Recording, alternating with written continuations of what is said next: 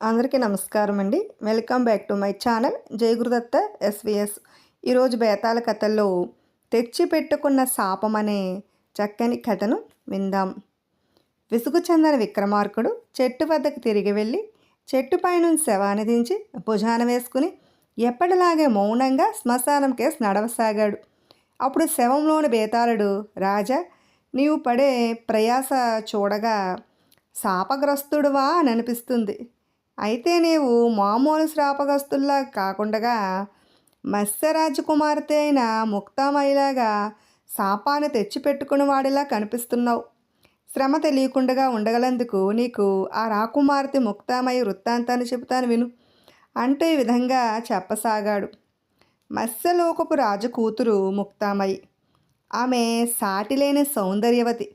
ఆమె సౌందర్యానికి వివసుడై ఫణిముఖుడనే నాగుడు ఆమెను పెళ్ళాడాలనుకున్నాడు. అయితే అతడు బొత్తిగా వికారమైన రూపం కలవాడు.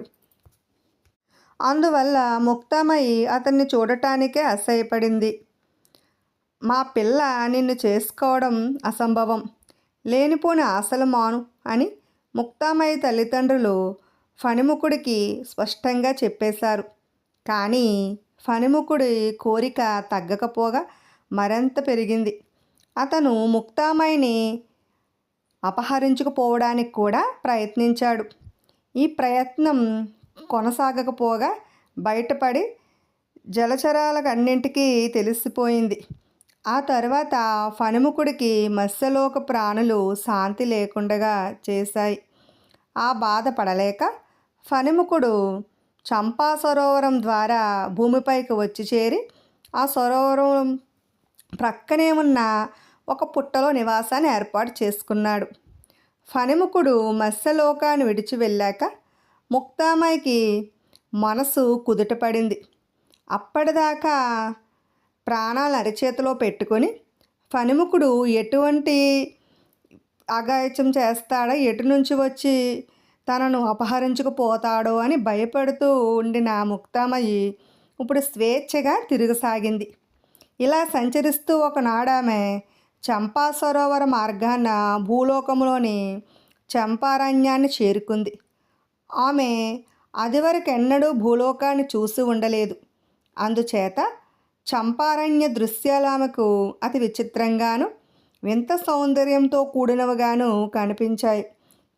ముక్తామయి ఈ వింతలను చూడటంలో నిమగ్నురాలై ఉండగా పుట్టలో ఉన్న ఫణిముఖుడు ఆమెను సమీపించి, నా కోసం వచ్చావా, రా, నన్ను పెళ్ళాడి ఇక్కడే ఉండిపో అన్నాడు. ఫణిముఖుడిని చూడగానే ముక్తామయి కెవ్వున అరిచి చంపా సరోవరంలోనికి దూకడానికి ప్రయత్నించింది. కానీ ఫణిముఖుడు ఆమెను సరోవరాన్ని సమీపించనే లేదు. ముక్తామయి ఒక వంక భయంతో వణికిపోతూ ఫణిముఖుడికి చిక్కకుండగా పరిగెత్తుతూ ఆర్తనాదాలు చేయసాగింది. ఈ కేకలను ఆ దేశపు యువరాజు జగంధరుడనేవాడు విని పరిగెత్తుకుంటూ వచ్చి అతిలోక సుందరి అయిన ముక్తామయిని, ఆమెను వెంటాడుతున్న ఫణిముఖుడిని చూశాడు.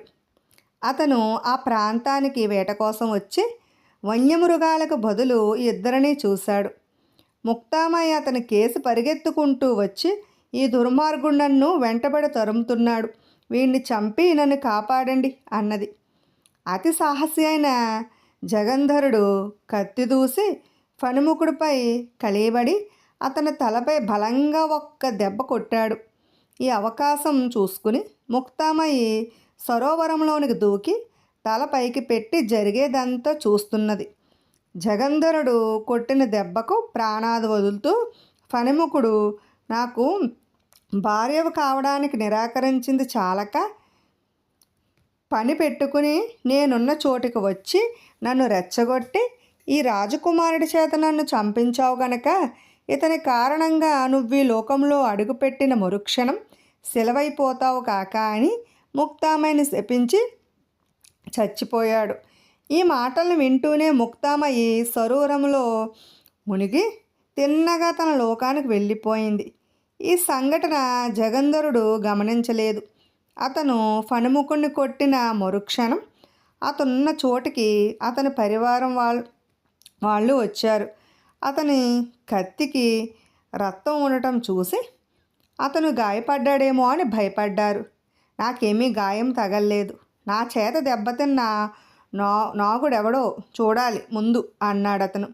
ఫణిముఖుడు అప్పటికే ప్రాణాలు వదిలాడు. ఆ సంగతి గమనించాక జగంధరుడు తాను కాపాడిన సుందరి కోసం చుట్టూ కలయి చూశాడు. ఆమె ఎక్కడా కనిపించలేదు.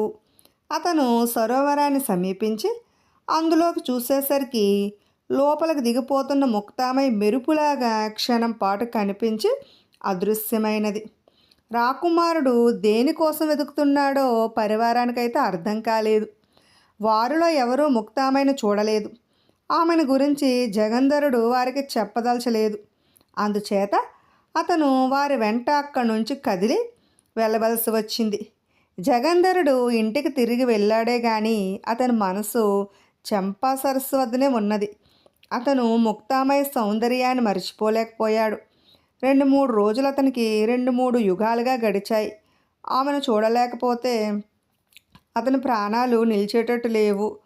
అందుచేత అతను ఒకనాడు ఎవరికీ చెప్పకుండగా ఒంటరిగా బయలుదేరి చంపారణ్యానికి వెళ్ళాడు. చంపా సరోవరం దగ్గర చాలాసేపు తారట్లాడి నీటిలో నుంచి ముక్తామయ్య పైకి వస్తుందేమో అని చూస్తాడు. తలవని తలంపుగా అతనికి సరోవర తీరాన ఒక మణి దొరికింది. అది ఫణిముఖుడు తల నుంచి రాలిపడిన మణి.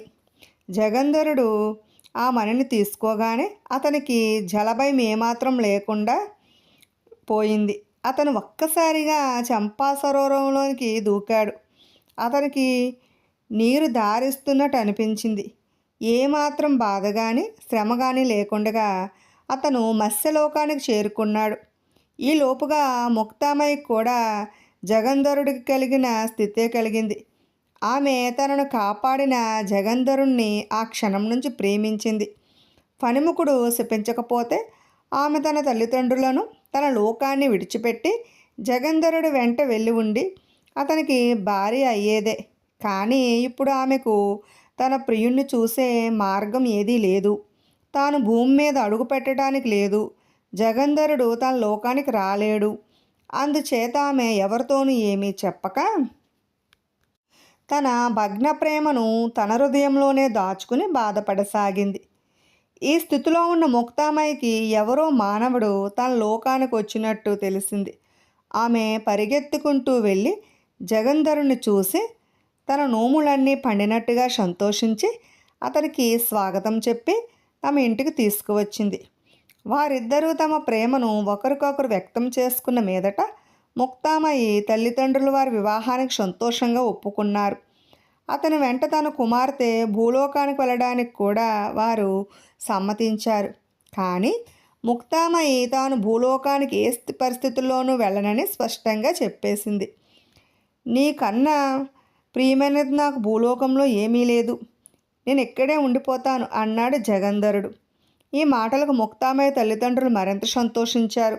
జగంధరుడు మత్స్యలోకంలో 5 సంవత్సరాల పాటు అనుభవించవలసిన సుఖాలన్నీ అనుభవించి అతనికి ఒక కొడుకు ఒక కూతురు కూడా కలిగారు. అంతకాలానికి జగంధరుడికి తన దేశం వెళ్ళి తన వాళ్ళను ఎలా ఉన్నారో చూడాలన్న కోరిక అయితే కలిగింది. అతను తన భార్యతో చెప్పి మణి సహాయంతో చంపా సరస్సు మార్గాన భూలోకానికి చేరుకుని ఇంటికి వచ్చేస్తాడు. అప్పటికి అతని ఇంటి వద్ద క్లిష్ట పరిస్థితి ఏర్పడి ఉన్నది. జగంధరుడు కనిపించకుండా పోయాక అతని కోసం ఎంతగానో వెతికారు. అతను ఎటు వెళ్ళినది ఏమైనది చెప్పేవారు కూడా ఒక్కరూ లేకపోయారు. అది మొదలు జగంధరుడి తండ్రికి తీరని మనోవ్యాధి ఏర్పడి కాలక్రమాన ఆయన మంచం పట్టాడు. ఎంతమంది వైద్యులు ఎన్ని చికిత్సలు చేసినా ఆయన వ్యాధి తిరుగుముఖం కాలేదు. ఆయన సంగతి ఇవాళ రేపు అన్నట్టున్నది. ఆయన పోతే సింహాసనానికి వారసుడు కూడా లేడు. అటువంటి పరిస్థితిలో జగంధరుడు తిరిగి వచ్చాడు. కొడుకును చూడగానే రాజుకి కొత్త ప్రాణం వచ్చినట్టయినది. జగంధరుడి కథ అంతా విన్నాక రాజు అయిందేదో అయింది. జగంధరుడు తగిన మానవ స్త్రీని పెళ్ళాడి రాజ్యాభిషేకం చేసుకుని రాజ్యపాలన సాగిస్తే ముసల్తనంలో తనకు మనశ్శాంతి ఉంటుందని అన్నాడు. ఈ జన్మకు ముక్తామయ్య ఒకతే నాకు భార్య. నేను ఇంకొకతను పెళ్ళాడను అని జగంధరుడు తండ్రికి చెప్పాడు. అయితే ఆమెనే తీసుకువచ్చి సుఖంగా రాజ్యం చేసుకో అన్నాడు పెద్దరాజు. భూలోకానికి రావడం చేత తనకి ఇష్టం లేదని ముక్తామయ్య ఏనాడో చెప్పింది. అయినా పరిస్థితులను బట్టి ఆమె తన అభిప్రాయం మార్చుకుంటుందని జగంధరుడు నమ్మాడు. అతను మత్స్యలోకాన్ని తిరిగి వచ్చి తన భార్యకు సంగతంతా చెప్పి తన వెంట రమ్మని ఆమెను ప్రార్థించాడు. ముక్తామయ్యి అంతా విని, పోనీ మీ తండ్రి గారు కోరినట్టు మీరు ఒక రాజకుమార్తెను పెళ్ళాడి ఆమెతో కాపురం చేస్తూ రాజ్యం చూసుకోండి అన్నది. అది నాకు సాధ్యం కాని పని. నేను నిన్ను తప్ప మరొకతను ప్రేమించలేను, పెళ్ళాడటను లేను. భూలోకంలో అడుగుపెట్టనని నీకెందుకు పట్టుదల అని అడిగాడు జగంధరుడు. ముక్తామయ్య తల్లిదండ్రులు కూడా అతని మాటలనే బలపరిచాడు. సరే పదండి అని ముక్తామయ్యి జగంధరుడి వెంట భూలోకానికి బయలుదేరింది. ఆమె చంపా సరస్సు నుంచి ఒడ్డున కాలు పెడుతూనే ఫణుముకుడి శాపం తగిలి శిలగా మారిపోయింది. బేతాళుడి కథ చెప్పి, రాజా నాకొక సందేహం. ముక్తామయ్యి తెలిసి శాపానికి తనను తాను ఎందుకు గురి చేసుకున్నది? తన శాపం గురించి మాట మాత్రం చెబితే జగంధరుడు తనకి ఈ దుస్థితి కలగనివ్వడు కదా. ఈ సందేహానికి సమాధానం తెలిసి కూడా చెప్పకపోయావో నీ తల పగిలిపోతుంది అన్నాడు. దానికి విక్రమార్కుడు, ముక్తామయ్య ప్రవర్తనకు 2 కారణాలున్నాయి. ఆమె జగంధరుడి ప్రేమను అతి పవిత్రంగా భావించింది. అతను మరొకతను పెళ్ళాడటానికి నిరాకరించటాన్ని బట్టే ఆ ప్రేమ ఎంతటిదో రుజువైనది. అలాంటప్పుడు ఆమె తన శాపం గురించి చెప్పిన పక్షంలో జగంధరుడు తన రాజ్యాన్ని కర్తవ్యాన్ని విడిచి మత్స్యలోకంలోనే ఉండిపోతాడు. కానీ అందువల్ల అతని ప్రేమ కొంత దెబ్బతింటుంది. ప్రేమ కోసం తన కర్తవ్యాన్ని తోసిపుచ్చిన భావం అతన్ని తప్పక బాధిస్తుంది. అతను తన ధర్మం నెరవేర్చడానికి ఆ ప్రేమ అడ్డం రాకుండా చూసుకోవాలంటే తాను శాపానికి గురి కావడం కన్నా మరొక మార్గం లేదు. ఇది ఒక కారణం. మరొక కారణం ఏమిటంటే ముక్తామయ్యి 5 ఏళ్ల పాటు తన భర్త ప్రేమను చవిచూసింది. దాని ఫలితంగా 2 పిల్లలను కూడా కన్నది. ఇంకా 1000 ఏళ్ళు జగంధరుడితో కాపురం చేసిన ఆమె కొత్తగా పొందే అనుభూతి ఏమీ ఉండదు. అందుచేత కూడా ఆమె శాపగ్రస్తురాలు కావడానికి సిద్ధపడింది అన్నాడు. రాజుకి ఈ విధంగా భంగం కలగగానే బేతాళుడు శవంతో సహా మాయమై తిరిగి మళ్ళీ చెట్టెక్కేశాడు. విన్నారు కదండి. ఇటువంటి మరెన్నో చక్కని కథలు వినాలనుకుంటే ఫస్ట్ మా ఛానల్ని సబ్స్క్రైబ్ చేసుకోండి. ప్రక్కనే ఉన్న బెల్ ఐకాన్ క్లిక్ చేయండి. మేము చేసిన వీడియోస్ నోటిఫికేషన్ కోసం బెల్ ఐకాన్ క్లిక్ చేయండి. అలాగే లైక్ చేయండి, షేర్ చేయండి, కామెంట్ కూడా చేయండి. Thanks for watching.